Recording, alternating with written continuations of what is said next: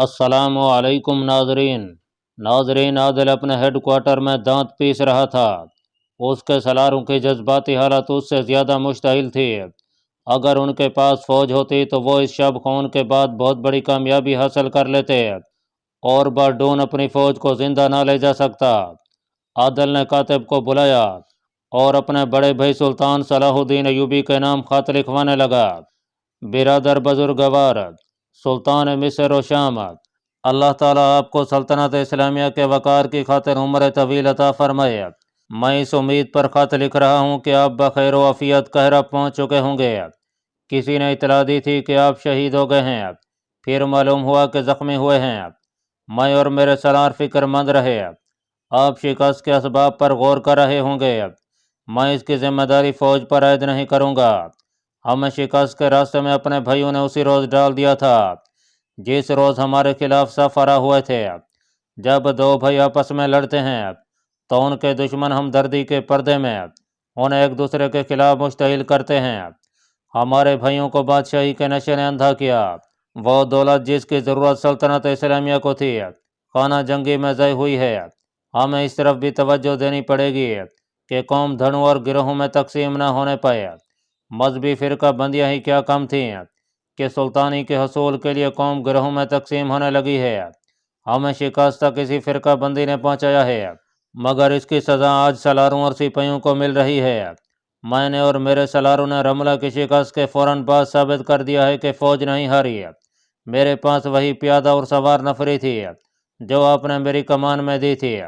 آپ نے مجھے محفوظہ میں رکھا، مگر میدان جنگ کی کیفیت اس قدر تیزی سے بدل گئی کہ مجھ تک آپ کا کوئی حکم نہ پہنچ سکا۔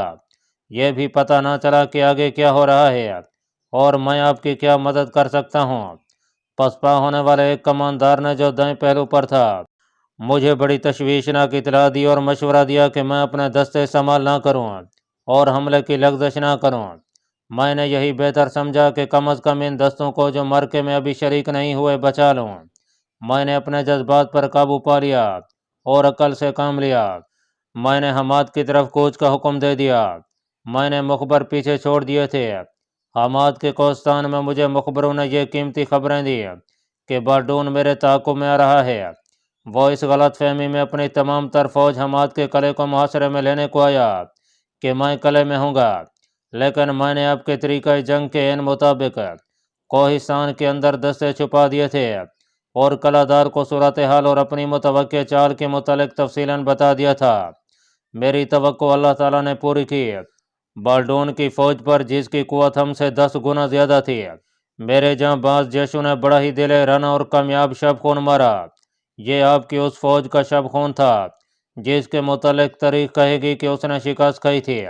میری خواہش ہے کہ یہ شب خون تحریر میں لا کر کاغذات میں رکھ لیا جائے تاکہ آنے والی نسلیں یہ نہ کہیں کہ شکست کے بعد قوم مر ہی جاتی ہے۔ اگر آپ وہ منظر دیکھتے جو اگلے روز سورج نے ہمیں دکھایا تو آپ شکست کے صدمے کو بھول جاتے۔ مجھے افسوس ہے کہ بارڈون میرے پھندے سے نکل گیا، اسے پکڑا نہیں جا سکا۔ میں اس وقت ایک ٹیکری پر کھڑا کاتب سے یہ خط لکھوا رہا ہوں۔ مجھے حماد کا قلعہ نظر آ رہا ہے، اس پر وحدت و مصر و شام کا جھنڈا لہرا رہا ہے۔ قلعے کے ارد گرد صلیبیوں کی لاشوں کے علاوہ اور کچھ دکھائی دیتا ہے تو وہ ہزاروں گدھ ہیں جو لاشوں کو کھا رہے ہیں۔ آسمان سے گدھ اتر رہے ہیں، کہیں کہیں سے دھواں اٹھ رہا ہے۔ یہ آگ گزشتہ رات میرے چھاپا ماروں نے لگائی تھی۔ بارڈون کی فوج جس افراتفری میں بھاگی ہے، اس سے میں وثوق سے کہتا ہوں کہ بارڈون جوابی حملہ نہیں کر سکے گا، تاہم میں اس کے لیے تیار ہوں۔ اگر میرے پاس اتنے ہی دستے اور ہوتے جتنے اب ہیں تو میں صلیبیوں کا تعاقب کرتا اور شکست کو فتح میں بدل دیتا۔ میں آپ کو یقین دلاتا ہوں کہ میرے سالاروں، کمانداروں اور تمام تر سپاہ کا لڑنے کا جذبہ تر و تازہ ہو گیا ہے۔ مجھے امید ہے کہ آپ آرام سے نہیں بیٹھے ہوں گے، فوج کے لیے بھرتی اور نئی تنظیم میں مصروف ہو گئے ہوں گے۔ آپ اطمینان سے تیاری کریں، میں چھاپا مار جنگ جاری رکھوں گا، دشمن کو کہیں بھی آرام سے بیٹھنے نہیں دوں گا۔ اس طرح میں کسی علاقے پر قبضہ تو نہیں کر سکوں گا، البتہ آپ کو تیاری کا وقت مل جائے گا۔ میں نے دمشق بھائی شمس الدولہ کو پیغام بھیج دیا ہے کہ مجھے چند ایک دستے اور دیگر سامان بھیجے۔ حلب ملک الصالح کو بھی پیغام بھیج دیا ہے کہ معاہدے کے مطابق مجھے مدد دے۔ میں آپ کو اللہ تعالیٰ کے بھروسے پر تسلی دے کر کہ میرے متعلق فکر نہ کریں، میں اور میرے سالار آپ کی خیریت اور سرگرمیوں کے متعلق جاننے کو بےتاب ہیں۔ اللہ تعالیٰ ہمارے ساتھ ہے، اسی کی ذات باری سے مدد مانگتے ہیں اور ہم سب کو اسی کی طرف لوٹ کے جانا ہے۔ ملک العادل عادل نے خط پڑھوا کر سنا، اس پر دستخط کیے اور قاصد کو دے کر قاہرہ کو روانہ کر دیا۔ ناظرین، قاہرہ کی فضا پر مایوسی کے بادل چھائے ہوئے تھے۔ سلطان صلاح الدین ایوبی وہاں پہنچ چکا تھا۔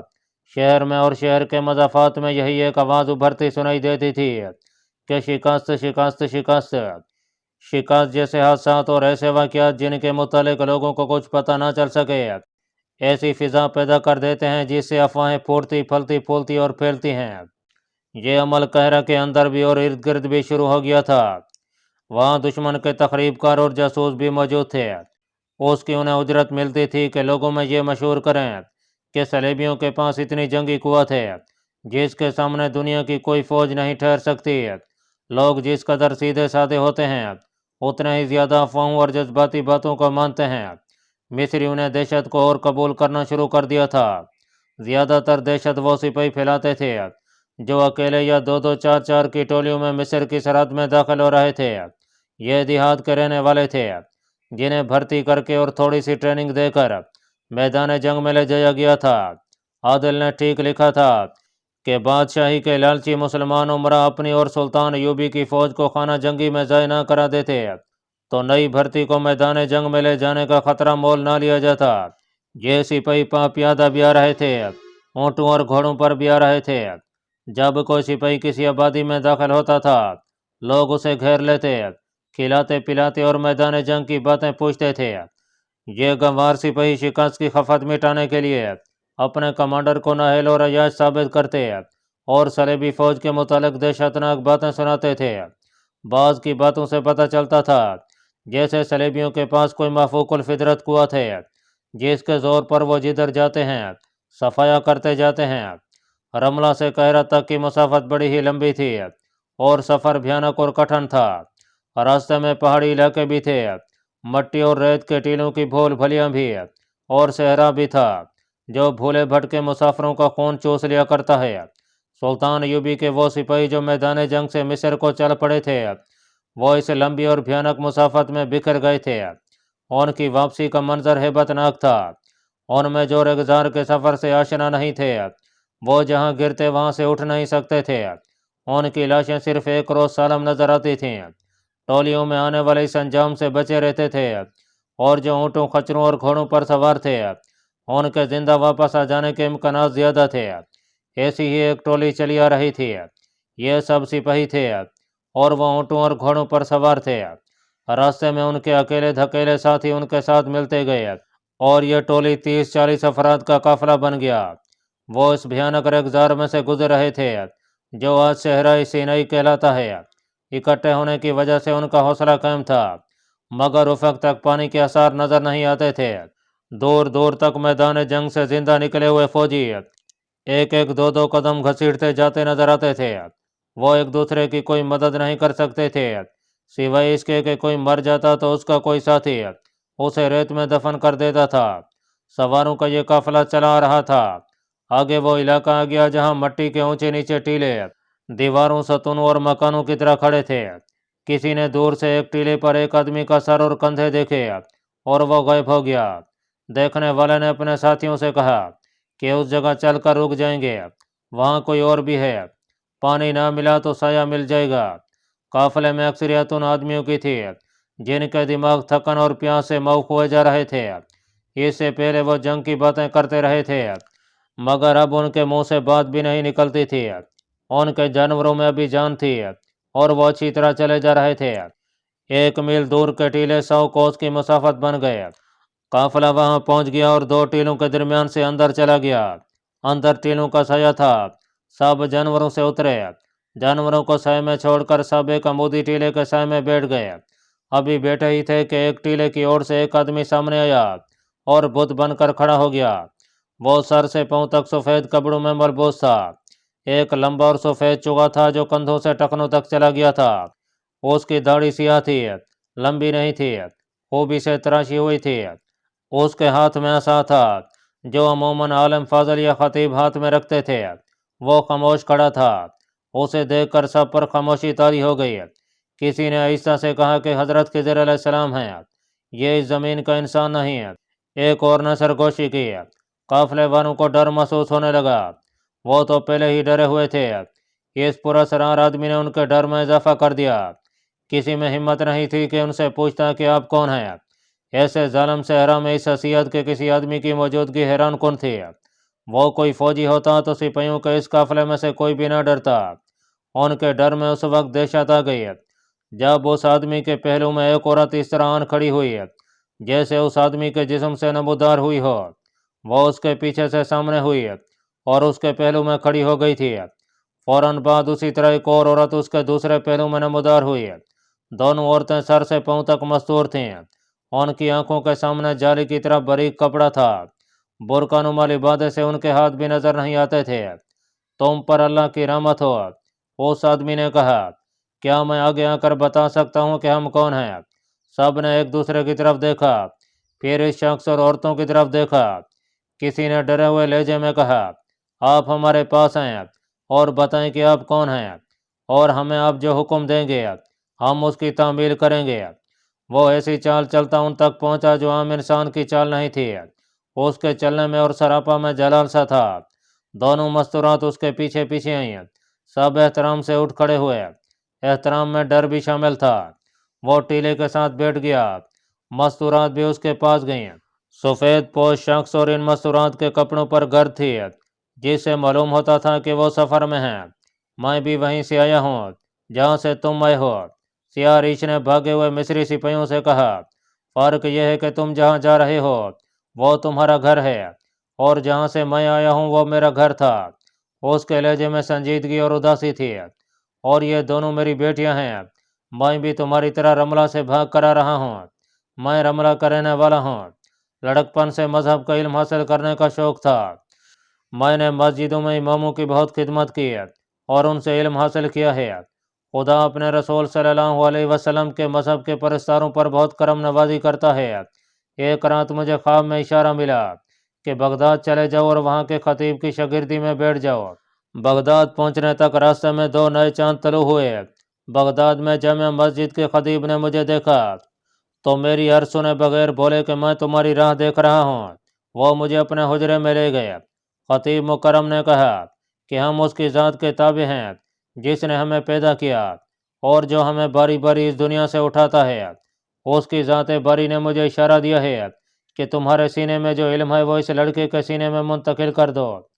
اس کی باتوں میں ایسا تاثر تھا جس نے سب کے دلوں کو موہ لیا، اور سب دم بخود ہو کر سن رہے تھے۔ اس نے کہا، بغداد کے خطیب نے میری روح کو علم سے روشن کر دیا۔ انہوں نے میری شادی بھی کرائی، وہیں میری یہ 2 بچیاں پیدا ہوئیں۔ میں نے بہت چلے کیے اور قدرت کے کارخانے کے 2-3 راز پا لیے۔ تب ایک رات میرے خطیب استاد نے کہا کہ اب جا اور ان کی خدمت کر جو علم اپنے ساتھ قبروں میں لیے ابدی نیند سو رہے ہیں۔ انہوں نے مجھے واپس اپنے گھر رملہ چلے جانے کا حکم دیا اور کہا کہ مجھے ایک وقت جو ابھی مستقبل طریقوں میں چھپا ہوا ہے نظر آ رہا ہے، گناہوں کے، اور تمہیں دوسروں کے گناہوں کی سزا ملے گی، شاید تمہیں ہجرت کرنی پڑے۔ میں رملہ پہنچا تو میرے والدین مر چکے تھے۔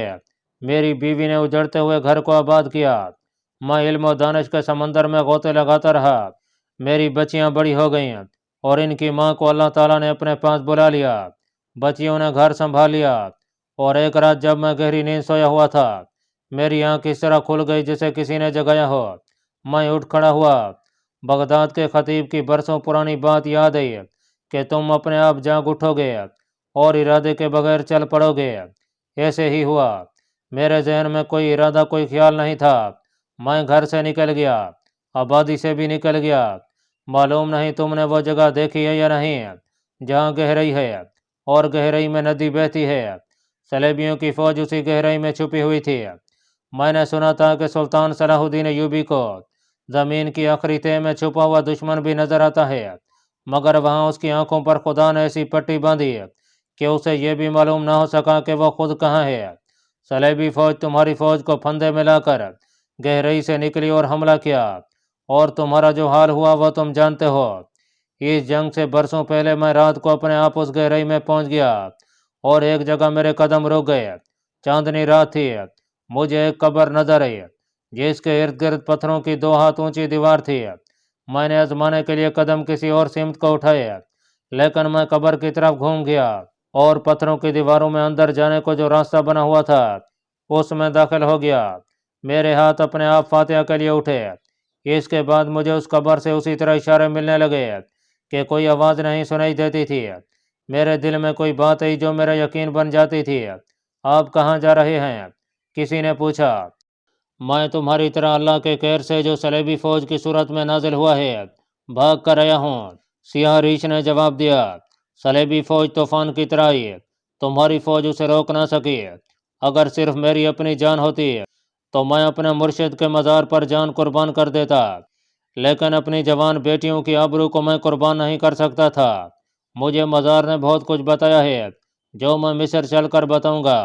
तुम एक दूसरे को देखो, तुम्हारे चेहरे लाशों जैसे हो गए हैं, तुम्हारे जिस्मों में जान नहीं रही है। मुझे देखो, मैं अपनी बेटियों के साथ पैदल आ रहा हूँ। मेरे पास कुछ खाने के लिए भी नहीं है, कुछ पीने के लिए भी नहीं है। क्या आप हमें मिस्र तक अपनी तरह ले जा सकते हैं? एक सिपाही ने पूछा। अगर तुम ये वादा करो कि दिलों से गुनाह का ख्याल निकाल दोगे, उसने जवाब दिया, और ये वादा भी करो कि मैं जिस मकसद के लिए मिस्र जा रहा हूँ उसमें मेरा साथ दोगे। हम सच्चे दिल से वादा करते हैं। बहुत सी आवाज़ें सुनाई दी, हमें अपना मकसद बताएं, हम जब तक जिंदा हैं आपका साथ देंगे। मैं सिर्फ अपनी और अपनी बेटियों की इज्जत बचाने के लिए रमला से नहीं भागा, उसने कहा। मुझे मज़ार ने हुक्म दिया है कि मिस्र जाकर लोगों को बताओ कि तुम फिरौनों की सरजमीन की पैदावार हो। इस मिट्टी में गुनाहों की तासीर है। हज़रत यूसुफ अलैहिस्सलाम मिस्र में नीलाम हुए थे। हज़रत मूसा अलैहिस्सलाम की बेअदबी मिस्र में हुई थी। मिस्र में पैगंबरों के कबीले फिरौनों के हाथों कत्ल हुए थे। अय मिस्र वालों, इस मिट्टी की तासीर से और इसकी फिजा के असर से बचो और खुदा की रस्सी को मजबूती से पकड़ो। तुम्हारी तबाही और सजा शुरू हो चुकी है। मैं ये पैगाम मिस्र वालों के लिए ले जा रहा हूँ। तुम अगर ये पैगाम सारे मुल्क में फैलाने में मेरी मदद करोगे तो तुम्हारी दुनिया भी बहिश्त बनी रहेगी और आखिरत में भी तुम्हारे लिए बहिश्त के दरवाजे खोल दिए जाएंगे। सूरज गरूब होने में भी बहुत देर बाकी थी। रमला की तरफ से आने वाले 2-3 सिपाही करीब से गुजरे। सियाह रीछ ने कहा कि इन्हें रोक लो, ये रात तक जिंदा नहीं रहेंगे। उन्हें रोक लिया गया। वो सिसकियों की तरफ पानी मांग रहे थे। सियाह रीछ ने उन्हें कहा कि पानी रात को मिलेगा। उस वक्त तक उस खुदा को याद करो जिसने तुम्हें रमला से जिंदा निकाला और नई जिंदगी दी है। कुछ देर बाद 2 आदमी घोड़ों पर सवार उधर से गुजरे। वो फौजी नहीं थे। उन्होंने इस काफिले को देखा, फिर सियाह रीछ को देखा। उन्होंने घोड़े रोक लिए, कूद कर उतरे, घोड़ों को वहीं छोड़कर दौड़े आए। दोनों ने सियाह रीछ के हाथ चूमे और पूछा, या मुर्शिद आप कहाँ? उसका जवाब सुनकर उन दोनों ने सिपाहियों को बताया कि वो कितने खुश नसीब हैं कि अल्लाह की भेजी हुई बुजुर्ग और बरतर शख्सियत का साथ उन्हें मुयस्सर आया है। उन्होंने ये भी बताया कि सियाह रीछ ने 1 साल पहले बता दिया था कि मिस्र की गुनाहगार फौज इस मज़ार के इलाके में आ गई तो तबाह हो जाएगी। इधर उधर देखो, सियाह रीछ ने सबसे कहा। जहाँ कहीं कोई भूला भटका मिस्र की तरफ जाता नजर आए उसे यहाँ ले आओ। रात को यहाँ कोई भूखा और प्यासा नहीं रहेगा। गुजरने का यही एक रास्ता था, बाकी तमाम इलाका टीलों का था और यह वसी इलाका था। उसके अंदर जाना बेकार था। बाहर से ही पता चल रहा था कि यहाँ पानी का नामो निशान नहीं है। सबको मौत नजर आ रही थी। मिस्र की सरहद अभी बहुत दूर थी। ये लोग सहारे ढूंढ रहे थे। वो सियाह रीछ के आगे पीछे जा रहे थे। उसकी हर एक बात उनके दिलों में बैठ गई थी। मगर प्यास की शिद्दत से 2-3 सिपाही गशी की हालत में चले गए थे। सियाह रीछ उन्हें तसल्लियां दे रहा था। सूरज गरूब हो गया, फिर रात तारीख हो गई। बहुत देर बाद जब सहरा खामोश था, टीलों के अंदर से एक परिंदे की आवाज़ सुनाई दी। सब चौंक उठे। ऐसे जहन्नम में जहाँ पानी का तस्वुर भी नहीं था और मौत सर पर मंडला रही थी, वहाँ परिंदे की आवाज़ गैर कुदरती थी। ये परिंदा हो ही नहीं सकता था। सब की सांसें रुक गईं। अल्लाह तेरा शुक्र है, सियाह रीछ ने सुकून की आह लेकर कहा। मेरी दुआ कबूल हो गई है। उसने अपने सामने बैठे हुए 2 सिपाहियों से कहा, तुम दोनों उस तरफ जाओ, 40 कदम गिनो, वहां से दाएं को मुड़ जाओ, 40 कदम गिनो, وہاں سے بائیں کو مڑ جاؤ، آگے کہیں آگ جلتی نظر آئے گی، اس کی روشنی میں تمہیں پانی نظر آئے گا، شاید کھانے کے لیے بھی کچھ ہو، جو کچھ وہاں پڑا ہو اٹھا لو۔ یہ آواز پرندے کی نہیں، غیب کا اشارہ ہے۔ وہ دو آدمی اٹھ کھڑے ہوئے جو بعد میں گھوڑوں پر سوار رہے تھے اور سیاہ ریش کے ہاتھ چومے تھے۔ وہ 2-3 سپاہیوں کو ساتھ لے کر چل پڑے۔ سیاہ ریش کے کہنے کے مطابق انہوں نے قدم گنے اور مڑے، 2 ٹیلوں کے درمیان سے گزرے تو انہیں ایک جگہ آگ جلتی نظر آئی۔ سب کلمہ طیبہ کا ورد کرتے آگے بڑھے۔ آگ کی روشنی میں پانی سے بھرے ہوئے 4-5 مشکیزیں پڑے تھے اور کپڑے کے ایک تھیلے میں کھجوریں بھری ہوئی تھیں۔ انہوں نے مشکیزیں اور تھیلا اٹھایا اور سیاہ ریش کے آگے یہ سامان جا رکھا۔ اس نے سب میں تھوڑی تھوڑی کھجوریں تقسیم کی اور 2 مشکیزیں ان کے حوالے کر کے کہا کہ ضرورت سے زیادہ پانی نہ پئیں، پانی بچانے کی کوشش کریں۔ اس کے بعد کسی شک کی گنجائش نہ رہی کہ سیاہ ریش کوئی عام قسم کا درویش نہیں، اللہ کے مصائبوں میں سے ہے۔ اس نے سب کو تیمم کرایا اور باجماعت نماز پڑھی، پھر سب سو گئے۔ ابھی سحر تاریک تھی جب اس نے سب کو جگا دیا اور قافلہ مصر کو روانہ ہو گیا۔ سیاہ ریش کو ایک اونٹ پر اور اس کی بیٹیوں کو دوسرے اونٹ پر سوار کرا دیا گیا تھا۔ راستے میں انہیں 3-4 سپاہی ملے جو مصر کو جا رہے تھے۔ سیاہ ریش نے انہیں پانی پلایا، کھجوریں کھلائیں اور 2 شتر سواروں کے پیچھے انہیں سوار کرا دیا۔ اس قافلے سے دائیں طرف دور ایک اور قافلہ جا رہا تھا۔ کسی نے کہا کہ انہیں بھی ساتھ ملا لیا جائے۔ سیاہ ریش نے کہا کہ وہ ہماری طرح بھاگے ہوئے لوگ معلوم نہیں ہوتے، ان کا اور ہمارا کوئی ساتھ نہیں۔ بہت دنوں بعد سپاہیوں کا یہ قافلہ سیاہ ریش کی قیادت میں مصر کی سرحد میں داخل ہوا۔ ایک ہی گاؤں کے 3-4 سپاہی سیاہ ریش کو وہاں رکھنے کے لیے تیار ہو گئے۔ سیاہ ریش سے کہا گیا کہ وہ ان کے گاؤں چلے۔ اس نے کچھ باتیں پوچھیں اور ان کے گاؤں جانے پر آمادہ ہو گیا۔ اللہ پاک کمی بیشی معاف فرمائے۔ اللہ آپ کا حامی و ناصر ہو، آمین۔